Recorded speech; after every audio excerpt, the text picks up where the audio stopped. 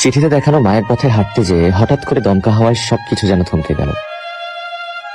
নিঃশ্বাস থেকে শুরু করে পৃথিবীর প্রত্যেকটা শব্দ আমি খুব স্পষ্ট করে শুনতে পাচ্ছিলাম। দার্শনিকের চোখে দর্শনীয় স্থান যেমন তার অলৌকিক সৌন্দর্যে মুগ্ধতা ছড়ায়, ঠিক তেমনি সে যখন হাসছিল মনে হচ্ছিল অচিন্তপুরের কোনো এক মায়াবতী, কিংবা মুক্তার মতো সূর্যের আলোয় উঠতে থাকা এক রঙিন প্রজাপতি। আসসালামু আলাইকুম। ওয়ালাইকুম আসসালাম। কেমন আছো দাদি? দাদি? কোন বাড়ির নাতি আপনি? কাসাওয়াল।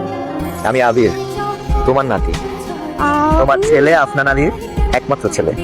আবির, আমার আপনার ছেলে।